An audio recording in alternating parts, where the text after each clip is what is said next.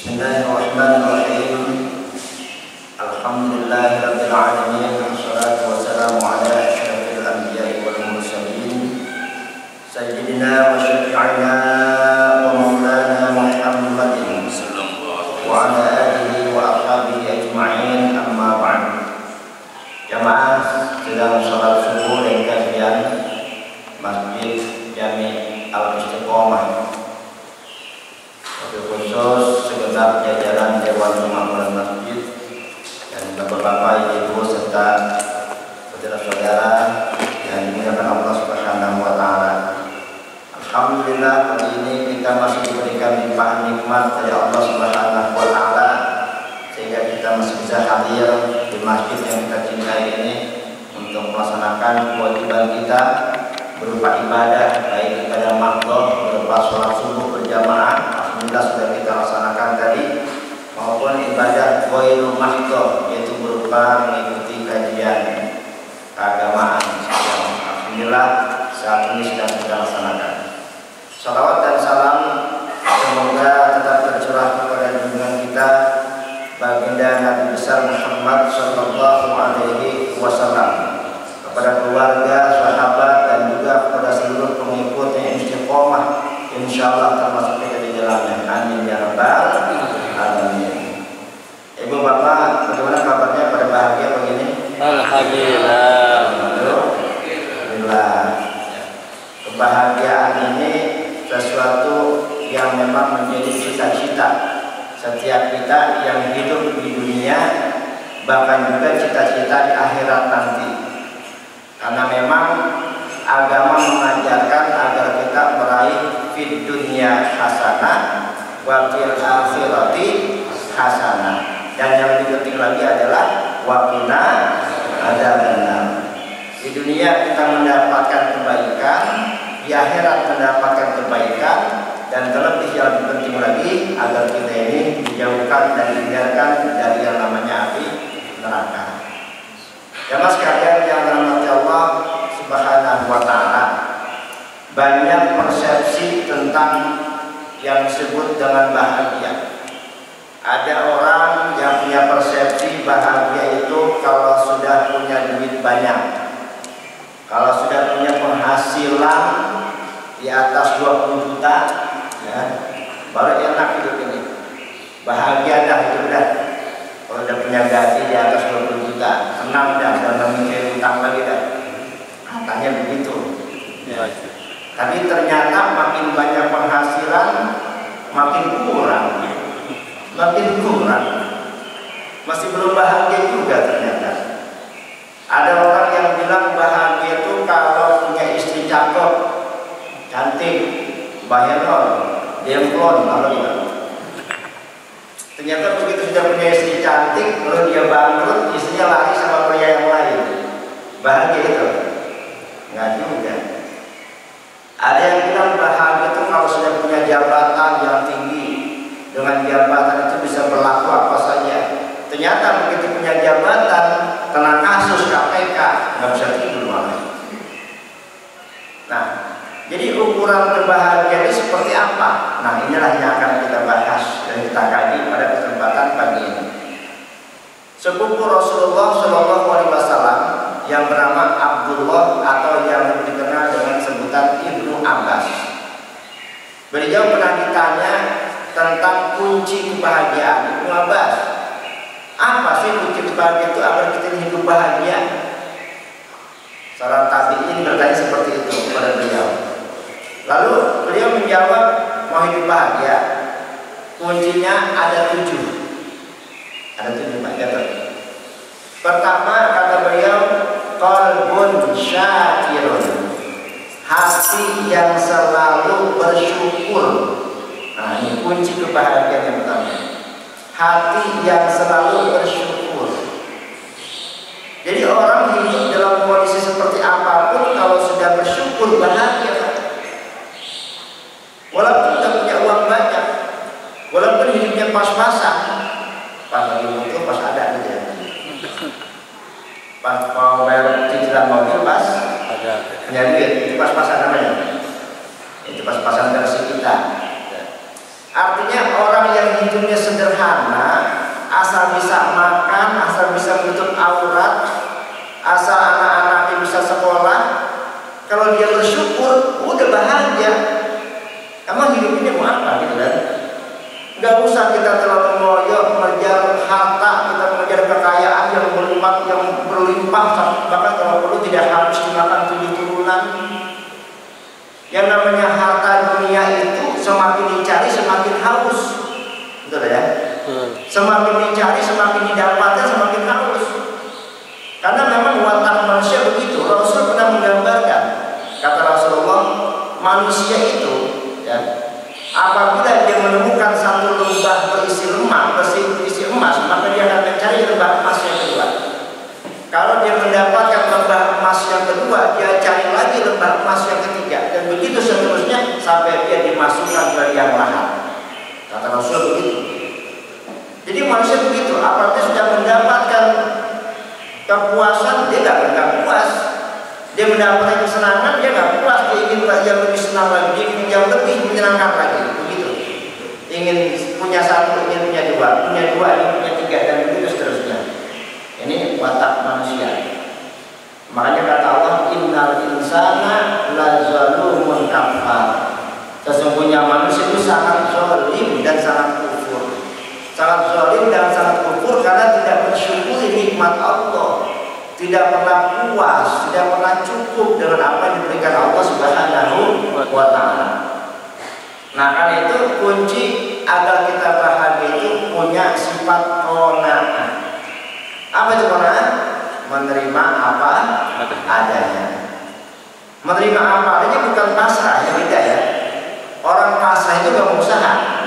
Tapi kalau orang qanaah, dia menerima apa yang diberikan Allah Subhanahu wa Ta'ala, tapi terus berusaha maksimal.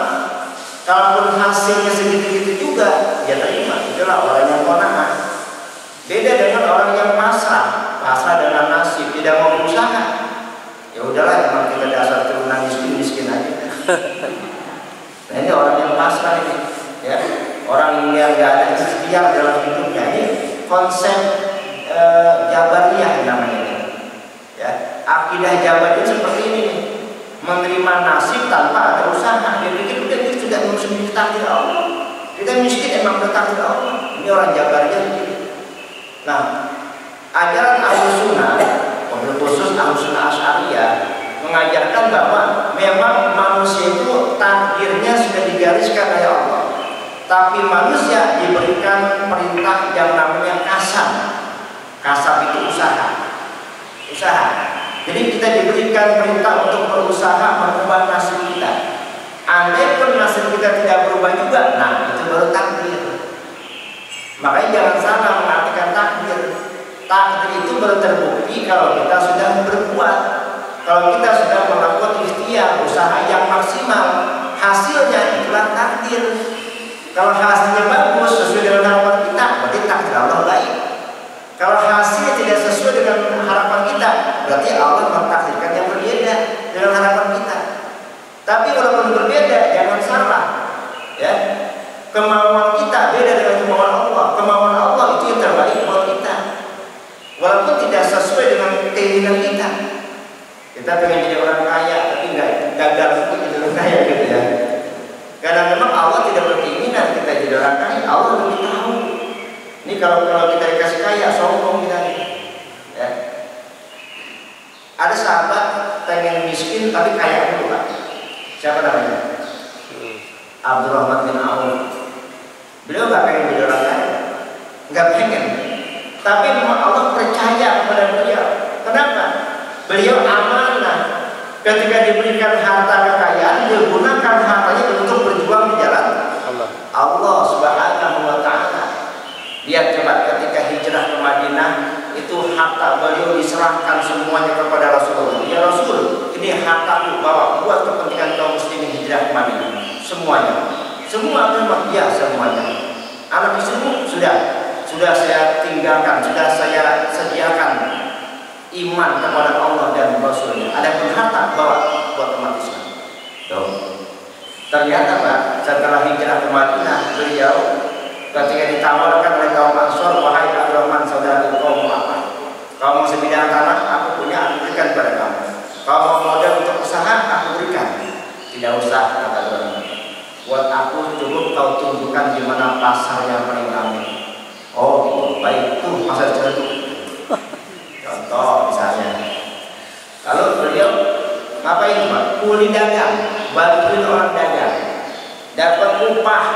upahnya dikumpulin buat modal jualan kecil-kecilan, terus hasilnya buat modal lagi begitu, terus diputar sampai akhirnya dalam tempo yang sesingkat-singkatnya, kayak undang-undang. Beliau itu langsung jadi orang kaya, bahkan lebih kaya dibandingkan ketika beliau tinggal di Mekah. Allah percaya kepada Abdurrahman bin Auf, berarti memang takdir beliau jadi orang kaya. Jadi Allah lebih tahu. Jadi kalau misalnya saya kok sudah berusaha masih begini juga ya, Allah zalim amat sama saya, nyalahin Allah. Bukan Allah yang zalim, Allah lebih tahu tentang kondisi kita. Kalau kita dikasih kekayaan, jangan kita sombong, jangan-jangan kita makin jauh dari Allah. Begitu. Tapi dengan dikasih hidup yang biasa saja, kita makin bersyukur bisa jadi. Orang tidak akan bahagia walaupun hartanya berlimpah, tapi kalau tidak pernah bersyukur nggak akan bahagia. Mobilnya bagus Pak, Alfa, Pajero, ada aktivitas ada, bagus. Rumahnya megah, jadi bahan-bahan yang termahal semuanya. Anak-anaknya sekolahnya di luar negeri, masya Allah. Tapi nggak pernah bersyukur, bahagia kan? Saya jamin nggak akan bahagia. Kalau hidupnya selalu merasa kurang, selamanya tidak akan pernah bahagia. Makanya kalau mau bersyukur, jangan nunggu bahagia dulu. Selama kita mengartikan kebahagiaan itu terkait dengan materi, maka selama itu pula kita tidak akan bahagia kalau kita tidak bersyukur. Tapi kalau kita bersyukur, maka kebahagiaan akan datang. Jemaah sekalian yang dirahmati Allah Subhanahu wa taala.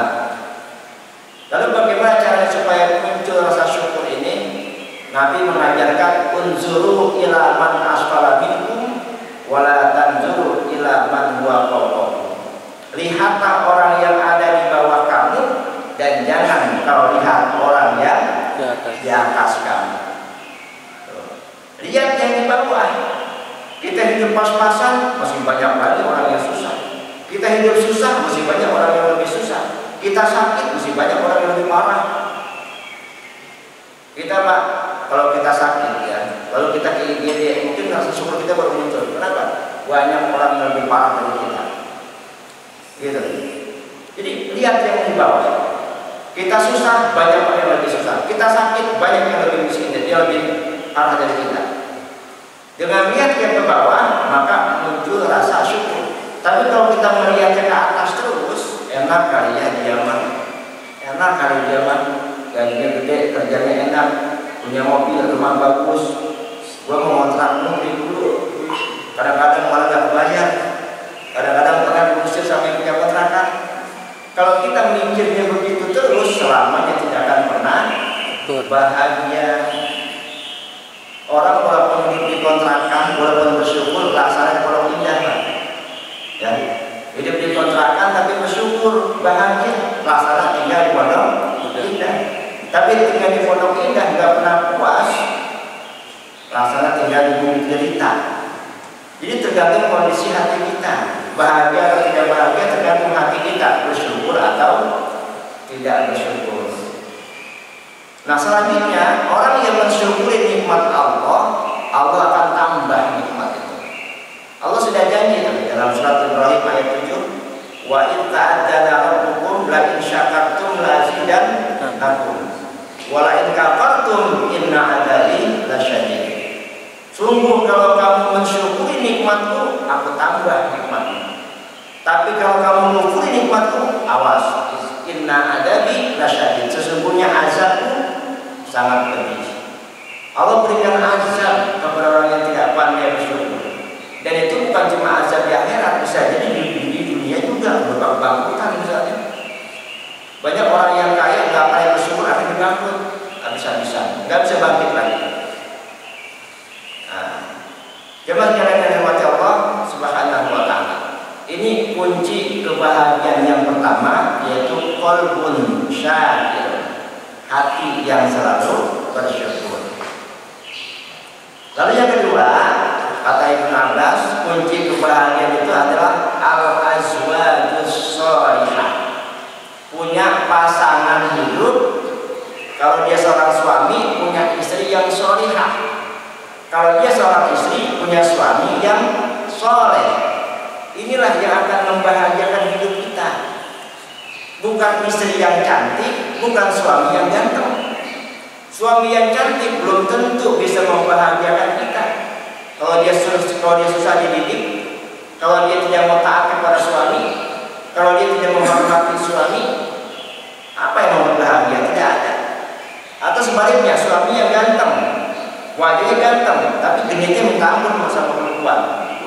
Ya, selingkuh mulu umpamanya, nyakitin yang ada. Jadi yang membahagiakan kita itu punya istri yang solehah atau suami yang soleh. Ini yang membuat kita bahagia.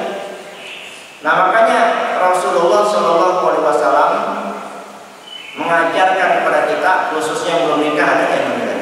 Ada. Belum nikah yang pertama atau kedua? Nikah yang pertama ada. Kata Rasul apa? Tunkahul mar'atu li arba'in. Wanita itu biasanya dinikahi karena 4 faktor.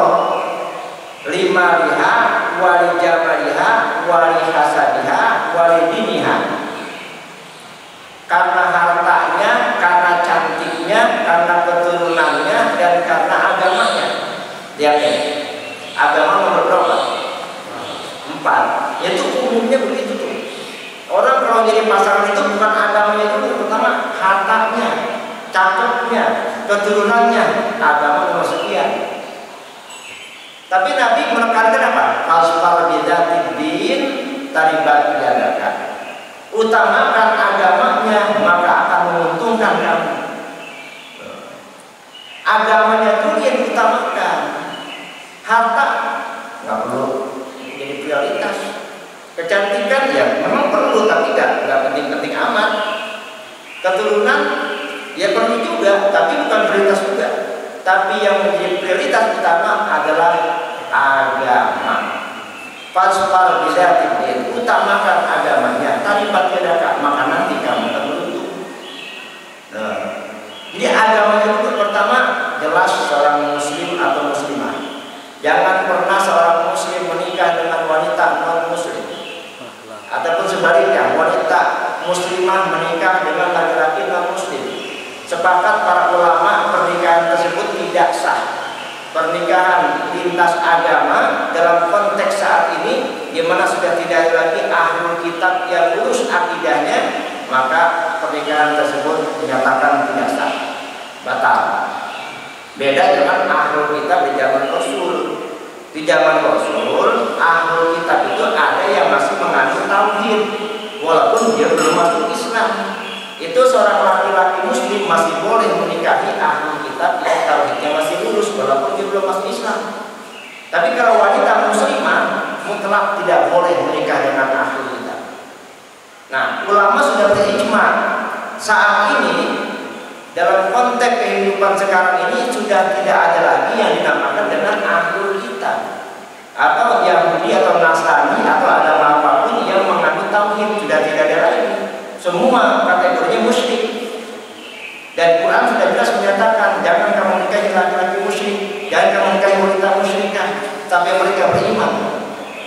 Nah, jelas pernikahan lintas agama batal, tidak sah dalam Islam. Lalu setelah jelas agamanya, ketaatannya kepada Allah bagaimana? Loyalitasnya terhadap agama bagaimana? Sholat tidak, puasa tidak, ngaji tidak, akhlaknya baik atau tidak? Itu bukan cuma sekedar muslim atau muslimah saja, tapi lihat pengamalan agamanya bagaimana. Ya, kalau kita punya calon istri yang sholihah, insya Allah ketika sudah jadi istri kita nggak susah-susah amat mendidiknya, gitu ya. Karena emang udah benar. Kita tinggal melengkapi yang masih kurang-kurang, itu tugas suami memang. Ya, paling benar semua mah. Lalu apa tugas kita? Gitu kan ya. Hadirin rahimakumullah. Jadi fasfar bidzati din, kata Rasulullah. Utamakan agamanya, taribat yadaka, maka kamu akan beruntung. Nah, jadi istri yang sholihah, suami yang sholeh Laki-laki yang ganteng belum tentu bisa membahagiakan istrinya. Istri yang cantik juga belum tentu bisa membahagiakan suaminya. Gitu. Itu yang kedua. Lalu yang ketiga, kata Ibnu Abbas, kunci kebahagiaan itu al-auladul abror, punya anak-anak yang berbakti kepada orang tuanya. Nah, jadi setelah kita punya pasangan yang baik, istri yang solehah atau suami yang soleh, selanjutnya anak-anak yang berbakti kepada kita. Pak, bahagia luar biasa Pak kalau istri kita solehah, anak-anak kita taat sama kita, rajin sholat, rajin ngaji, taat sama agama. Ayo, bahagia banget ya. Cuma masalahnya kan punya anak yang soleh atau solehah itu kan tidak semudah membalikan telapak tangan, gitu kan? Perlu pembinaan jangka panjang. Makanya Rasul mengajarkan ketika anak lahir, azankan di telinga kanan, qomatkan di telinga kiri. Tujuannya apa? Untuk memperkenalkan Tuhannya. Ini namanya penanaman akidah ketika anak ini baru lahir. Ketika kita ucapkan asyhadu an la ilaha illallah, asyhadu anna Muhammadar Rasulullah, ini pengenalan akidah. Penanaman kepercayaan kepada Allah dan Rasulullah Shallallahu Alaihi Wasallam. Lalu anak usia mumayyiz umur 7 tahun, Rasul mengajarkan biasakan melaksanakan sholat. Muru sibyanakum bi sholat idza balagu sab'a sinin. Ajarkan, perintahkan anakmu untuk melaksanakan sholat ketika usia 7 tahun. Wadribuhum 'alaiha idza balagu 10 sinin. Kalau sudah usia 10 tahun masih belum juga mau sholat, pukul. Rasul membilang pukul, tapi bukan kendala pukul ya Pak. Ya pukulan ringan yang membuat efek jerak saja lah. Nah, kenapa sejak usia 7 tahun anak-anak kita sudah diperintahkan membiasakan sholat, walaupun mereka belum akil balik? Sedangkan kan dalam Islam anak yang belum akil balik kan tidak dihitung, ya. Kalau dia sholat tidak dicatat pahala, dan kalau dia tidak sholat juga tidak berdosa. Tapi kenapa Rasulullah mengajarkan anak usia 7 tahun sudah sholat? Ini dalam rangka pembiasaan sampai dia menjelang akhir balik. Kalau tidak dibiasakan, maka nanti ketika akhir balik ini anak akan berat melaksanakan sholat, betul kan? Apalagi namanya sholat, Quran sendiri mengatakan wa innaha lakabiratun illa 'alal khashiyin. Sesungguhnya sholat itu memang berat, kecuali orang-orang yang sudah khusyuk atau orang-orang yang memang sudah merasa menikmati melaksanakan sholat. Memang berat sholat itu, puasa juga berat. Makanya agama mengajarkan biasakan anak-anak kita melaksanakan sholat, puasa sejak usia mumayyiz. Usia mumayyiz itu antara usia 6 atau 7 tahun. Ya, mumayyiz namanya. Jadi dari usia katakanlah 7 tahun itu ada waktu 6 tahun untuk pendidikan, untuk pembiasaan untuk melaksanakan sholat dan puasa. Ketika umur 17 tahun sudah balik, sudah biasa ya. Jadi ketika akhir balik, yang namanya sholat itu bukan hal yang berat, puasa bukan hal yang berat, memang sudah menjadi kebiasaan. Nah, tinggal lalu ketika anak sudah akhir balik, lalu amalannya dicatat. Kalau dia berbuat baik dapat pahala, kalau dia berbuat buruk dapat dosa. Nah, jadi untuk memiliki anak yang soleh itu perlu usaha berupa pembinaan dan pendidikan sejak awal. Ya. Lalu apalagi usaha kita untuk punya anak yang soleh atau solihah? Banyak berdoa kepada Allah. Berdoa kepada Allah. Dulu Nabi Ibrahim salah satu doa yang terkenal adalah Rabbi habli minas sholihin. Ya Tuhanku, berikanlah aku anak yang soleh. Lalu dikabulkan oleh Allah, diberikan anak namanya Ismail. Ismail anak soleh, bahkan menjadi nabi. Lalu lahir lagi Ishak dari istri yang pertamanya. Ishak anak soleh dan juga jadi nabi. Keturunan Ismail dan Ishak juga anak-anak yang soleh dan banyak yang menjadi nabi. Ini doa Nabi Ibrahim. Nah, doa orang tua terhadap anaknya insya Allah tidak dijawab. Ada hadis mengatakan doaul walidi liwaladihi kadu'ain nabi li ummatihi. Doanya orang tua terhadap anaknya sama seperti doa seorang nabi terhadap umatnya. Jadi kalau nabi berdoa untuk umatnya, Allah kabul. Begitu pula orang tua berdoa untuk anaknya juga Allah kabul. Makanya kita yang masih punya orang tua banyak-banyak minta doa sama orang tua kita, Pak. Doa orang tua itu dikabul oleh Allah Subhanahu wa taala. Demikian juga murkanya orang tua. Ya, kalau orang tua kita sudah nyumpahin, ya bisa jadi kenyataan. Orang tua kita doain juga jadi kenyataan. Hati-hati. Ya. Nah, berdoa kepada Allah, ya Allah, bimbinglah hamba agar hamba bisa mendidik anak-anak hamba, ya Allah. Ya Allah, bimbinglah anak-anak hamba, ya Allah. Awasi mereka, karena tidak mungkin hamba bisa mengawasi mereka selama 24 jam, ya Allah. Minta kepada Allah. Ya. Yang belum punya anak, minta sama Allah supaya diberikan anak yang soleh atau solehah. Yang sudah punya anak, juga minta kepada Allah supaya anaknya diberikan anak yang soleh atau solehah. Ini kekuatan doa, ya, the power of prayer. Kekuatan doa orang tua terhadap anak. Semua doa orang tua pasti dikabul oleh Allah Subhanahu wa taala. Demikian juga Pak, kalau umpamanya anak kita tersesat jalan, ya, melenceng, nakal dan sebagainya, maka dengan doa orang tua untuk anaknya, insya Allah anak itu akan berubah. Insya Allah. Kalau orang tua sungguh-sungguh berdoa kepada Allah, mohon supaya anaknya ini diluruskan oleh Allah, maka insya Allah ini suatu saat nanti anak ini akan sadar. Jemaah sekalian yang dirahmati Allah Subhanahu wa taala. Lalu usaha kita selanjutnya agar kita bisa memiliki anak yang soleh atau solehah, kita sendiri yang jadi anak yang soleh. Artinya kita berbakti kepada orang tua kita, nanti anak-anak kita juga akan berbakti kepada kita. Ya. Kata Nabi, birru aba'akum tabirrukum abna'ukum. Berbaktilah kamu kepada kedua orang tua kamu, maka nanti anak-anakmu juga akan berbakti kepada kamu. Itu kata Rasul. Ya. Berbaktilah kamu kepada kedua orang tua kamu, maka nanti anak-anakmu juga akan berbakti kepadamu. Jadi akan berbalik. Ya. Ketika kita berbakti kepada orang tua kita, secara otomatis nanti anak-anak kita juga akan berbakti. Nah sekarang pertanyaannya Pak, ya, kalau kita punya anak tidak berbakti sama kita, jangan-jangan kita juga begitu sama orang tua kita dulunya, Pak. Coba kita evaluasi, ya, kita renungkan. Dulu kita sama orang tua gimana? Kita perlu apa enggak sama orang tua kita? Perlu.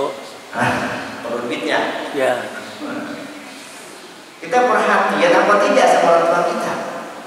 Ini mohon maaf Pak, kadang-kadang ujian seorang anak, ya Pak ya, ujian seorang anak adalah ketika orang tuanya sedang sakit. Ya. Ujian seorang anak ketika orang tuanya sedang sakit, di situ kita diuji betul-betul. Di mana letak birrul walidain kita pada orang tua kita? Kita perlu enggak? Kita obati enggak? Kita urus enggak? Kalau kita urus terus sampai Allah menentukan takdirnya, insya Allah kita lulus ujian, kita sudah termasuk anak yang soleh. Tapi kalau kita cuek sama orang tua kita, orang tua sakit bodo amat, orang tua kita juga kita datang, kita nggak datang, banyak alasan, sebentar Pak, saya sibuk Pak, lagi banyak urusan, alasan banyak banget Pak. Jangan-jangan nanti anak-anak itu juga akan begitu. Allah benar. Saya ingat ibu saya nih. Dulu ibu saya sakit-sakitan, ya, yang ngurusin saya. Alhamdulillah. Emang capek Pak, pusing Pak, capek. Tapi ini ujian yang Allah berikan bagi seorang anak. Gitu. Sampai di mana pengabdian kita kepada orang tua kita. Kalau kita cuek, sebesar apapun kebaikan kita tidak ada artinya di mata Allah Subhanahu wa taala. Kita rajin tahajud, rajin puasa, bahkan mohon maaf kita sudah haji, kita dipanggil ustaz sama orang tua kita nggak perlu, itu nggak ada nilainya dalam pandangan Allah. Kalau kita nggak perlu sama orang tua. Ya mas, sekalian yang dimati Allah Subhanahu wa taala. Ini kalau kita pengen punya anak yang berbakti kepada kita, kita dulu yang berbakti kepada kedua orang tua kita. Jangan berharap anak-anak kita akan baik sama kita kalau kita sendiri tidak baik sama orang tua kita. Makanya Islam mengajarkan berbakti kepada orang tua, birrul walidain. Caranya kalau orang tua kita masih ada, pertama cukupi kebutuhannya, walaupun sebetulnya orang tua kita mampu, ya, tapi sebagai bentuk birrul walidain kita, apa salahnya kalau kita kasih uang belanja walaupun orang tua kita punya duit, sekedar untuk menyenangkan, ya Pak ya, sekedar untuk menyenangkan orang tua kita. Berapapun yang kita berikan orang tua masih senang, walaupun orang tua kita sudah punya duit. Ya, kayak bapak saya kan punya kontrakan, ya, saya nggak kasih juga sebetulnya beliau mampu, tapi sebagai bentuk perhatian saya kasihlah walaupun nggak banyak. Ya, jadi cukupi kebutuhan. Yang kedua, perhatikan kesehatannya. Kalau beliau sakit, kita urus, kita obati dan seterusnya. Lalu doakan, ya, doakan agar beliau ini dipanjangkan umur dan diberikan kesehatan. Itu kalau orang tua kita masih ada. Satu lagi, mohon ridho dan doa kepada orang tua dalam setiap hajat kita. Jadi orang tua itu merasa senang Pak kalau dibutuhkan. Kalau kita punya hajat, lalu kita ngomong sama orang tua, kita minta doa sama orang tua kita senang. Ya Bapak doain biar kamu sukses. Tapi kalau kita sibuk sendiri, kita punya urusan sendiri, nggak pernah minta doa sama orang tua. Lalu ketika orang tua kita tahu kita sudah punya hajat, kecewa orang tua kita. Kok nggak minta doa ya sama orang tua? Kecewa orang tua. Nah itu kalau orang tua kita masih ada. Kalau orang tua kita sudah meninggal dunia, bagaimana cara birrul walidainnya? Pertama, doakan agar Allah mengampuni dosa-dosanya. Ya, kita baca doa Rabbi firli wali walidayya warhamhuma kama rabbayani shaghira. Tuh. Ya Allah, ampunilah dosaku dan dosa kedua orang tuaku. Sayangilah mereka sebagaimana mereka menyayangi aku ketika aku masih kecil. Apalagi kalau orang tua kita punya hutang, lunasi hutang-hutangnya. Ya. Kalau beliau punya hutang, lunasi hutang. Jangan sampai hutang itu menjadi pemberat beliau menuju surga. Sebab orang Pak sesoleh apapun kalau punya hutang itu masih tergantung, ya, terhalang di pintu surga sampai hutang-hutangnya lunas.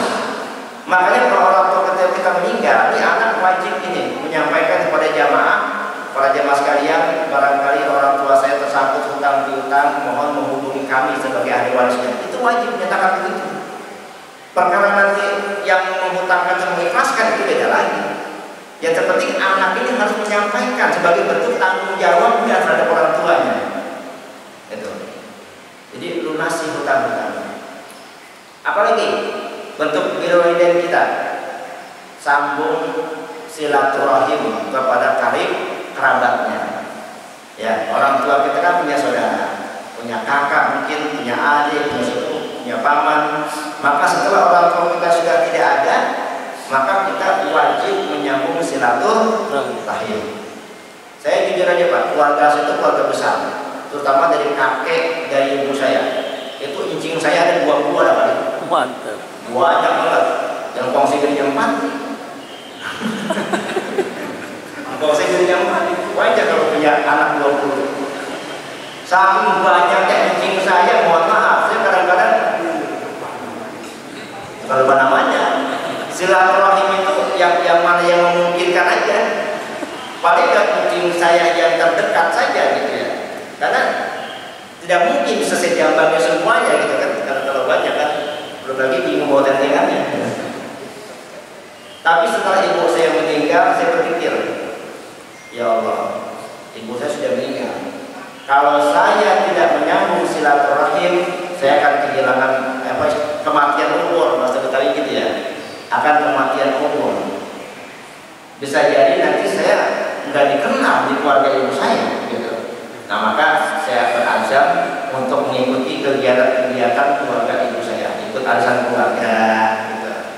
Dengan begitu menyambung silaturahim, sekedar bentuk berbakti kepada orang tua saya, kepada ibu saya yang sudah tidak ada.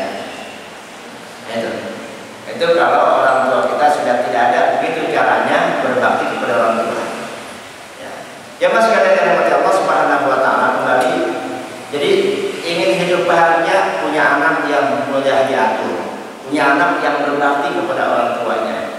Pusing pak kita kalau punya anak bisa diatur. Benar tak? Punya anak imak badung semua. Waduh. Badung semua. Yang satu mabuk, yang satu nyolong. Ya Allah, saya sama sekali nggak pernah menyenangkan hati orang tua. Tapi kalau punya anak 7 soleh semua, Alhamdulillah. Allah karim.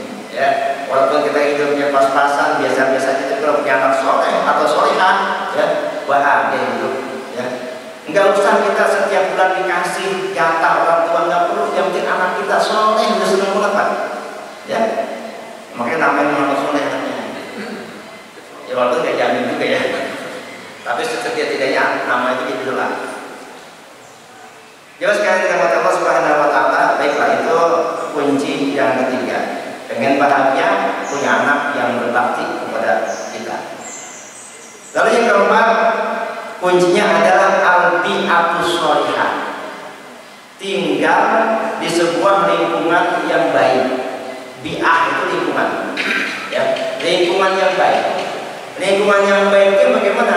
Lingkungan yang baik itu lingkungan yang Islami, yang tetangga-tetangganya adalah orang-orang yang baik, orang-orang yang biasa saling bahu-membahu, saling tolong-menolong, saling mengerti, saling toleransi, gitu.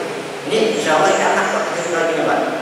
Tapi kalau kita hidup dengan tetangga yang masing-masing nafsi-nafsi, ya, kenal makin juga kagak, ya Allah.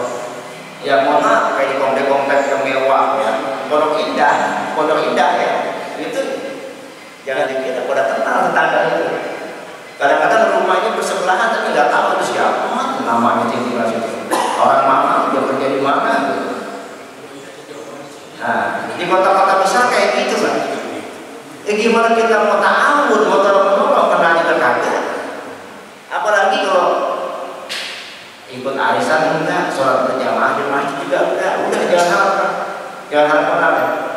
Tapi kalau kita walaupun nggak pernah ketemu di rumah, tapi kalau kita suka ke masjid, ketemu di masjid, ya kan? Nah, kalau itu kita saling menyapa kan, Assalamualaikum Pak, Bapak tinggal di mana? Oh saya belum, saya Pak, loh, kok baru kenal? Kemarin kemana? Gitu kan? Untung kita sholat di masjid ya Pak ya, jadi kenal. Tuh. Inilah fungsi masjid, penyambung silaturahmi. Ada kata gak ada masjid, udah bablas dah. Gak ada yang kenal satu sama lain. Nah, hidup akan bahagia kalau tetangga-tetangga ini baik Pak. Saling tolong-menolong, saling memberi, saling toleransi, saling menghormati. Coba Pak, umpama kita punya tetangga seenak rupiah, gitu. Kita lagi sakit nyetel musik segede-gedenya, ya, enak kagak? Apalagi sakit gigi, lampunya lo mau siap sakit gigi. Nah, nggak akan bahagia kalau punya tetangga seperti itu. Makanya Nabi pernah berpesan dalam sebuah hadis yang sangat singkat tapi dalam, al-jar qabla dar. Lihat tetangganya dulu, baru bikin rumah di situ. Bikin rumah maksudnya terserah kita mau beli, mau bangun, mau nyewa, ya. Artinya kalau mau tinggal di suatu lingkungan, lihat dulu kondisi lingkungan yang kondusif apa tidak, baik apa tidak, ya. Jangan sampai kita salah memilih tempat tinggal. Mentang-mentang ada orang jual rumah bagus, agak murah, langsung kita beli aja. Ternyata lingkungan tidak baik. Lingkungan orang-orang yang tidak sholat, lingkungan anak-anak tongkrongan, anak-anak yang suka bergaul bebas. Ini kan nggak baik, terutama buat perkembangan mental dan karakter anak-anak kita nantinya. Gitu. Jadi hidup akan bahagia kalau tetangga-tetangga kita ini baik Pak. Ketika kita sakit, tetangga kita yang pertama kali menjenguk kita, membawa kita ke rumah sakit. Kan kalau kita nungguin keluarga kita lama. Ya, kita punya keluarga di Jogja, di Surabaya, di Medan. Masa nungguin mereka dulu ke rumah sakit? Kan tetangga itu yang bergerak, begitu kan? Makanya Nabi mengajarkan man kana yu'minu billahi wal yawmil akhir fala yuhsin jaro. Barang siapa yang beriman kepada Allah dan hari akhir, hendaknya dia berbuat baik kepada tetangganya. Tuh, jadi ukuran keimanan kepada Allah dan hari akhir itu adalah ketika seseorang punya peduli terhadap tetangganya. Enak Pak hidup kalau tetangga kita baik sama kita, ya, saling bahu membahu. Jadi yang berat jadi ringan, yang sulit jadi mudah, begitu. Bahagia itu. Jadi sudah punya istri soleha, anak-anak berbakti, lalu tetangga juga kita baik. Ini bahagia. Baik, sampai jam 6 langsung saja. Yang kelima adalah al-malul halal, punya harta yang halal. Jadi yang membahagiakan hidup kita bukan harta yang berlimpah, bukan duit banyak, bukan penghasilan yang besar, bukan. Tadi saya katakan belum tentu bisa bahagia, Pak. Punya penghasilan besar kalau kita nggak bersyukur, nggak akan bahagia. Apalagi kalau tidak halal. Harta yang diperoleh dengan cara yang tidak halal hanya menyusahkan kita. Bukan cuma di akhirat, di dunia kita nggak tenang. Coba dah koruptor yang sampai sekian miliar, emang tenang hidupnya? Nggak yakin ya. Kita punya duit hasil korupsi sekian miliar lalu senang, tenang, nggak yakin. Pasti nggak bisa tidur duit. Dikejar-kejar KPK. Ya. Jadi yang membahagiakan kita itu harta yang jelas halalnya, bukan yang banyaknya. Walaupun sedikit Pak, kalau kita cari dengan cara yang halal, tapi walaupun sedikit terasa nikmatnya, terasa nikmatnya. Tapi kalau kita cari dengan jalan yang tidak halal, lalu kita makan, nggak jadi daging, jadi barang api saja. Ya. Nah, ini punya harta itu lebih baik sedikit tapi halal dan berkah ketimbang banyak berlimpah tapi hasil berbuat dosa. Tidak akan pernah bisa membahagiakan kita. Nah, apalagi begini Pak, kalau kita mencari harta dengan cara yang tidak halal, lalu kita kasih makan anak istri kita, ini akan mempersulit anak istri kita untuk menjadi orang-orang yang taat kepada Allah. Ya kan, taat kepada kita pun bisa jadi tidak. Ini gara-gara kita kasih makan dari makanan yang tidak halal. Sebab untuk memiliki istri yang solehah, anak-anak yang soleh itu bukan cuma sekedar mendidik saja, tapi yang tidak kalah pentingnya adalah memberikan makan dari jalan yang halal. Kita kasih mereka rezeki yang halal, insya Allah mereka gampang diatur. Tapi kalau harta yang tidak halal kita kasih makan mereka, jangan harap jadi anak yang mentakut sama kita. Al-malul halal. Baik, langsung saja. Yang keenam, tafaquh fiddin. Orang akan bahagia kalau ngerti agama. Ya. Kenapa? Sebab agamanya adalah tuntunan, pedoman hidup. Orang itu hidupnya makin terarah kalau dia punya pemahaman agama. Terutama ketika dia sedang mendapatkan musibah, mendapatkan ujian, kalau dia larikan ke agama, tenang hidup. Ya. Oh, Allah sedang menguji saya. Walaupun sekarang saya bangkrut, saya di PHK. Ini ujian ya Allah, saya akan terima. Nah, tenang. Nggak akan susah orang kalau sudah dikembalikan kepada agama itu. Ujian seberat apapun, kalau dikembalikan kepada agama, ini takdir dari Allah, ini ujian dari Allah, tenang kita. Makanya Allah katakan, wasta'inu bis-sabri was-shalah, innallaha ma'as sabirin. Minta tolonglah kamu dengan secara sholat dan sabar. Dengan sabar dan sholat, maka sesungguhnya Allah akan bersama orang-orang yang sabar. Jadi kita larikan ke agama. Maka seberat apapun ujian kita, kalau kita larikan ke agama, kita larikan kepada Allah, insya Allah hati akan tenang. Ini tafaquh fiddin. Yang terakhir, yang ketujuh, kunci kebahagiaan itu adalah al-a'marul barokah.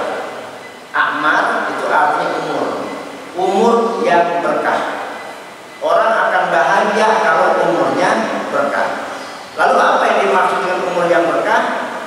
Berkah itu artinya barokatun, artinya ziyadatul khair, bertambahnya nilai-nilai kebaikan, itu berkah. Ya, berkah itu bukan yang kita teng-teng kalau keselamatan, bukan. Itu berkah. Berkah itu bertambahnya nilai kebaikan. Umur yang berkah, umur yang dipakai buat kebaikan, umur yang dipakai buat taat kepada Allah. umur yang dipakai buat ibadah kepada Allah. Sehingga orang yang menghabiskan umurnya untuk beribadah, untuk beramal soleh, bahagia hidupnya. Jadi kunci kebahagiaan itu adalah ketika kita menjadi hamba Allah yang baik, menjadi hamba Allah yang soleh, menjadi ahli ibadah, orang yang menerapkan nilai-nilai agama dalam kehidupannya. Itulah yang akan membuat dirinya menjadi berkah, bahagia. Ini namanya umur yang berkah. Makanya umur itu walaupun tidak panjang, yang penting berkahnya, ya. Tapi kalau bisa mah umurnya panjang, baik pula amalannya, gitu kan? Kata Rasulullah, khairukum man tala umruhu wa hasuna amaluhu. Sebaik-baiknya kalian adalah orang yang umurnya panjang dan baik pula amalannya. Umurnya panjang tapi dipakai buat kebaikan-kebaikan. Tapi minimal walaupun tidak panjang digunakan untuk kebaikan. Itulah umur yang berkah. Ada orang hidupnya cuma 30 tahun, tapi sejak akil balik sampai dia meninggal umur 30, nggak pernah kedengaran dia berbuat salah, gitu loh. Nggak pernah kedengaran itu nggak berarti dia nggak pernah salah, ya. Artinya mungkin kesalahannya tidak banyak dan tidak fatal, hanya sebatas kesalahan yang bersifat manusiawi. Ini keberkahan namanya. Umurnya nggak panjang, cuma sampai 30, tapi nggak pernah kedengaran punya salah. Ini umur yang berkah. Ada aki-aki umur 80 tahun maksiat kan? Udah 80 tahun masih banting kartu aja. Ya, ini umur yang tidak berkah. Padahal umur akan dimintakan pertanggungan jawab seiring dengan harta yang kita miliki juga. Ya, kata Nabi gini, "La tazula qadama 'abdin yaumal qiyamah hatta yus'ala an arba'in hisab." Nanti pada hari kebangkitan seseorang tidak akan tergeser tapak kakinya sampai dia ditanya tentang 4 macam perkara. An ilmihi mada amilani, tentang ilmunya akan ditanya buat apa ilmu itu diamalkan. Wa an umrihi fima afnahu, tentang umurnya akan ditanya kemana umurnya dihabiskan. Wa an syababihi fima ablahu, tentang masa mudanya juga akan ditanya kemana masa muda itu dihabiskan. Yang keempat, wa an malihi min aina iktasabahu wa fima anfaqahu, tentang hartanya juga akan ditanya dari mana kau peroleh dan kemana kau belanjakan. Nah, jadi umur akan ditanya oleh Allah Subhanahu wa Ta'ala. Suhail Mufti, kamu usia 45 tahun, buat apa sih kau gunakan usiamu? Saya buat dakwah itu bagus surga. Ya. Contoh. Ya. Ada orang umur panjang tapi maksiat mulu. Ini umur yang tidak berkah. Orang kalau banyak maksiat tidak bahagia hidupnya. Jadi kesenangan dia dengan berbuat maksiat itu hanya kesenangan semu, kesenangan sesaat, bukan kesenangan yang sejati, bukan kesenangan yang menenangkan hati, bukan. Ya, tapi sebaliknya ketaatan kepada Allah itulah yang akan menenangkan hati kita, yang akan membahagiakan hidup kita. Ini umur yang berkah. Baik jemaah sekalian yang dirahmati Allah Subhanahu wa Ta'ala, sudah masuk waktu syuruk, ya. Saya cukupkan sampai di sini kajian kita. Mudah-mudahan kita termasuk orang-orang yang memperoleh kebahagiaan. Dan mudah-mudahan bukan cuma kebahagiaan dunia, tapi juga kebahagiaan di akhirat. Amin ya rabbal alamin. Billahi taufiq wal hidayah. Wassalamualaikum warahmatullahi wabarakatuh.